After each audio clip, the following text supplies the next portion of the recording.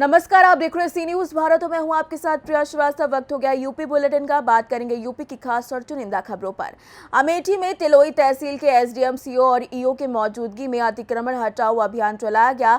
देखिए ये अभियान किस तरीके से चलाया गया इस रिपोर्ट में। अमेठी कस्बे में सड़क किनारे हुए अतिक्रमण के खिलाफ नगरपालिका परिषद ने एक बड़ा एक्शन लिया है। तिलोई तहसील के एसडीएम, सीओ और ईओ की मौजूदगी में 5 घंटे तक अतिक्रमण हटाओ अभियान चलाया गया। अभियान के दौरान व्यापारियों में हड़कंप मच गया, क्योंकि सड़क के किनारे किए गए अतिक्रमण को हटाने से पूरे कस्बे में जाम की समस्या खत्म हो गई। अतिक्रमण हटाने की कार्यवाही लोगों को जाम से निजात दिलाने के लिए की गई, जो अक्सर सड़क के किनारे अतिक्रमण के कारण लगता था। जी, और शासन के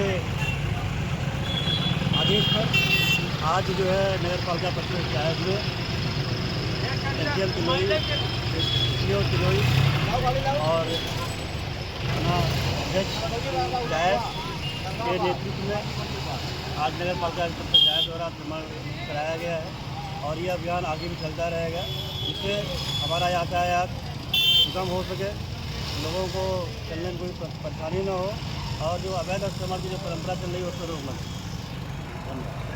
अमेठी से सी न्यूज संवाददाता आशुतोष शुक्ल की रिपोर्ट। इसी के साथ रुक करेंगे बुलेटिन की अगली खबर का। बहराइच में शनिवार को बहराइच में राष्ट्र रक्षक दल के कार्यकर्ताओं ने कलेक्ट्रेट सभागार में धरना प्रदर्शन किया। मामला आखिर क्या है इस रिपोर्ट में आइए आपको दिखाते हैं। देश भर में मठ मंदिरों की समुचित देखरेख और प्रबंधन के लिए सनातन धर्म की स्थापना की मांग अब जोर पकड़ने लगी है। इसी कड़ी में शनिवार को बहराइच में राष्ट्र रक्षक दल के कार्यकर्ताओं ने कलेक्ट्रेट सभागार में धरना प्रदर्शन दिया। दल के कार्यकर्ताओं ने मठ मंदिरों के संचालन और उनकी सुरक्षा को लेकर एक बोर्ड की स्थापना की। इस दौरान उन्होंने राष्ट्रपति को संबोधित ज्ञापन नगर मजिस्ट्रेट शालिनी प्रभाकर को सौंपा है। राष्ट्र रक्षक दल के जिलाध्यक्ष करण सिंह की अगुवाई में बड़ी संख्या में कार्यकर्ता कलेक्ट्रेट पहुंचे। प्रदर्शनकारियों का कहना था कि देश में स्थित मठ मंदिरों की सुरक्षा और उनके वित्तीय नियंत्रण के लिए सनातन बोर्ड की स्थापना बेहद जरूरी है। धरने में बड़ी संख्या में राष्ट्र रक्षक दल के पदाधिकारी और कार्यकर्ता शामिल हुए। आपका सुनिए। मेरा नाम करण सिंह है, मैं अध्यक्ष हूँ राष्ट्र धारक दल का। आज आप लोग द्वारा एक ज्ञापन सौंपा गया है नगर मजिस्ट्रेट, क्या मांग है, क्या होता है? देखिए, हम लोगों ने ज्ञापन सौंपा है कि हमारे देश में 4 लाख से अधिक मंदिर मठ ऐसे हैं जिनका आर्थिक शोषण सरकार कर रही है और लंबे समय से कर रही है। ये सभी मंदिर मठ मुक्त कराए जाएं और जो धन आता है उसके लिए एक सनातन बोर्ड की स्थापना की जाए और जो भी चढ़ा हुआ मंदिर में चढ़ा जो भी धन है हमारे मंदिरों में, उन धन का उपयोग जो है गुरुकुलों में, गौशालाओं में, नंदीशालाओं में, व्यायामशालाओं में और सनातन धर्म के प्रचार प्रसार के लिए ही खर्च हो। वह धन सरकारी राजकोष में ना जाए, इसके लिए सनातन बोर्ड की स्थापना की जाए। ये सब मांग लेकर के हमने आज सिटी मजिस्ट्रेट शालिनी प्रभाकर जी के माध्यम से प्रधानमंत्री, गृह मंत्री और राष्ट्रपति को ज्ञापन भेजा है। कितने सूत्रीय ज्ञापन? ये मांग तो एक ही है, पर ये 10 बिंदुओं पर आधारित है कि किस प्रकार से सनातन बोर्ड का गठन होगा, क्या लोकतांत्रिक प्रक्रियाएं होंगी, कौन कौन पदाधिकारी होंगे, क्या उनकी योग्यताएं होंगी और क्या होंगे सनातन बोर्ड के कार्य। ये 10 बिंदु हैं। बहराइच से सी न्यूज संवाददाता सलमान अहमद की रिपोर्ट। इसी के साथ वक्त हो गया है बुलेटिन की अगली खबर की ओर बढ़ने का। हमीरपुर में खनिज अधिकारी विशिष्ट यादव ने ट्रक मालिक को डंडे से प्रहार करके घायल कर दिया। आखिर ये वारदात को क्यों अंजाम दिया, आइए इस रिपोर्ट में दिखाते हैं। हमीरपुर में खनिज अधिकारी वशिष्ठ यादव ने ट्रक मालिक का सर फोड़ दिया। जी हां, डंडे से प्रहार करके खनिज अधिकारी ने ट्रक मालिक को घायल कर दिया। गंभीर घायल ट्रक मालिक कानपुर रेफर हुआ। ट्रक मालिक से खनिज अधिकारी 10 लाख रुपए की मांग कर रहा था। ट्रक संचालन के लिए खनिज अधिकारी रुपए मांग रहा था। ट्रक मालिक के दिवाली में 3 लाख रुपए दिए गए थे और एक सोने की चैन देने से वो संतुष्ट नहीं था। पैसा न देने से नाराज खनिज अधिकारी ने कार से घर जा रहे ट्रक मालिक को रास्ते में रोककर पीटा। ट्रक मालिक ने खनिज अधिकारी के खिलाफ पुलिस को तहरीर दी है। सदर कोतवाली क्षेत्र का मामला बताया जा रहा है।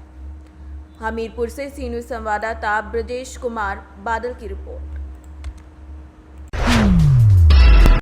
वक्त हो गया अगली खबर की ओर बढ़ने का। मिर्जापुर में घर में घुसकर महिला के साथ मारपीट कर गंभीर रूप से घायल करने और इलाज के दौरान मृत्यु होने के बाद अभियुक्तों को गिरफ्तार किया गया है। पुलिस ने इस मामले में क्या खुलासा किया, आइए आपको इस रिपोर्ट में सुनाते हैं।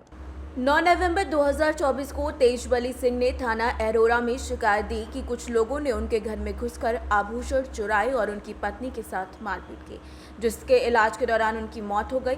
पुलिस ने मामले को गंभीरता से लेते हुए आरोपियों की तलाश शुरू कर दी है। पुलिस अधीक्षक मिर्जापुर ने जल्द गिरफ्तारी के आदेश दिए हैं। बता दें कि 16 नवंबर को थाना अरोरा एसओजी और सर्विलांस टीम ने ग्राम बुडकुड़ा के पास 2 आरोपियों प्रांशु सिंह और चंदन को गिरफ्तार किया है। गिरफ्तारी के दौरान पुलिस ने आरोपियों के पास से आभूषण 57,743 रुपए, एक पिस्टल और 8 जिंदा कारतूस और घटना में इस्तेमाल मोटरसाइकिल जब्त की है। आरोपियों को जेल भी भेजा गया है। बता दें ये पूरा मामला थाना अरोरा ग्राम सेमरा का है, जहां घर में घुसकर महिला के साथ मारपीट कर उसे गंभीर घायल किया गया था।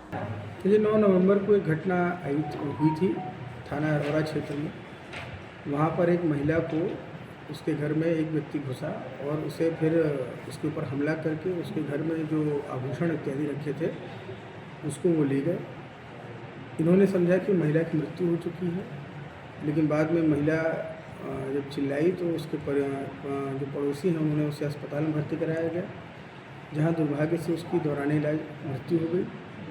इसकी जब हम लोगों ने इन्वेस्टिगेशन शुरू की, सभी लोग हम लोग मौके पे गए थे, वहाँ पे डिटेल में घटनास्थल का हम लोगों ने निरीक्षण किया और अनावरण ये हुआ है कि 2 व्यक्ति इसमें, एक प्रांशु सिंह है और एक चंदन सिंह है, ये दोनों इस घटना में इन्वॉल्व थे। पूरी प्लानिंग चंदन की थी और एग्जीक्यूट किया प्रांशु ने। ये वहाँ पर गए थे, इनका उद्देश्य था कि महिला को मार के सारे आभूषण उनके लूट लेंगे, लेकिन इन्हें इस बात का पता नहीं चला कि महिला उसमें जिंदा थी। और तमाम तरीके के हम लोगों को एविडेंसेस इसमें मिले, जिसको हम लोगों ने पूरी तरह से कलेक्ट करके और उसको कोलेट करके हम लोगों ने इन तक हम लोग पहुँचे।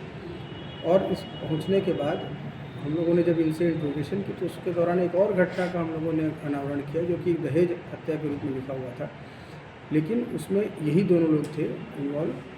उस घटना को भी नए सिरे से हम लोग उसका फर्दर इन्वेस्टिगेशन करा के जो उचित कार्रवाई है, जो उचित मुलजिम है इसमें सही, उनको हम लोग जेल भेजेंगे और उनसे जो भी रिकवरी करानी है कराएंगे।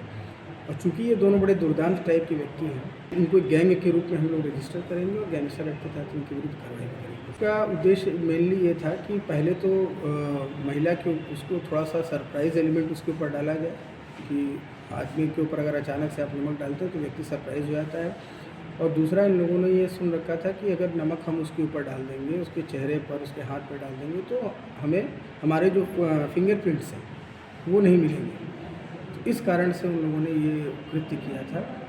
और इसके बावजूद जो फॉरेंसिक टीम है उसको भी एविडेंसेस मिले हैं, जिसके आधार पर आगे कार्रवाई की जाएगी। मिर्जापुर से सी न्यूज़ संवाददाता अनिल केसरी की रिपोर्ट।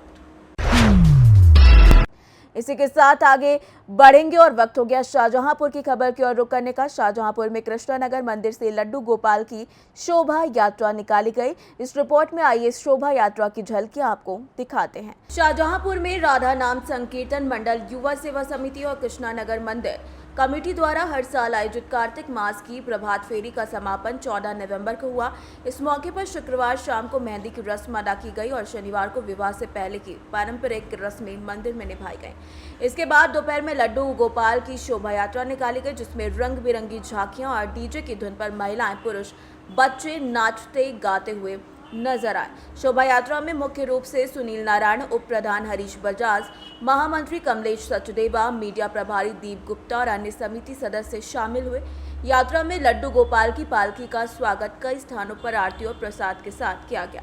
शोभा यात्रा कृष्णानगर के श्री गंगा मंदिर लौटने पर भव्य उसका स्वागत किया गया और कन्या पक्ष ने दरवाजे पर जरूरी रस्में निभाई। इसके बाद पंडित अखिलेश शास्त्री ने शालीग्राम संघ तुलसी विवाह की रस्में शुरू की। इस दौरान समिति के सदस्यों ने भजन प्रस्तुत किए। इस अवसर पर कृष्ण सचदेवा, गुलशन सेठी, डॉक्टर हरीश सचदेवा समेत कई लोग मौजूद रहे। लगभग 20 माह पूर्व 20 साल पहले ये कार्यक्रम का प्रारंभ हुआ। शुरुआत में बहुत ही छोटे स्तर पे इस कार्यक्रम को किया गया। ये शोभा यात्रा सिर्फ मोहल्ले निकलती थी। पूरे कार्तिक माह में हमारी प्रभात फेरी विभिन्न स्थानों पे जगह जगह जाती है और कीर्तन गुणगान प्रभु का करती है। गंगा स्नान के अगले दिन ये शोभा यात्रा कृष्णनगर शुरू होती है और अब ये मोहल्ले के ना रह के पूरे शहर की बन गई है। ये विभिन्न मार्गों से होते हुए शाम को लगभग 7 बजे तक वापस कृष्णनगर मंदिर में आ जाती है। उसके उपरांत लगभग 4-5 हज़ार लोगों का मृत्यु भोग, जिसे आप भंडारण कह सकते हो, होता है। उसके उपरांत 7 कन्याओं का विवाह अब होता है। शुरुआत हमने एक कन्या से विवाह से की थी, जो कि अब 7 पे पहुंच गई है और हमें पूरे शहर का, पूरे मोहल्ले का, सभी राजागंज भक्तों का अपार समर्थन मिलता है। उन्हीं के समर्थन से इतना दहेज उन कन्याओं के लिए हो जाता है कि उनके जीवन की शुरुआत बहुत ही सुंदर तरीके से, अच्छे तरीके से हो सकती है।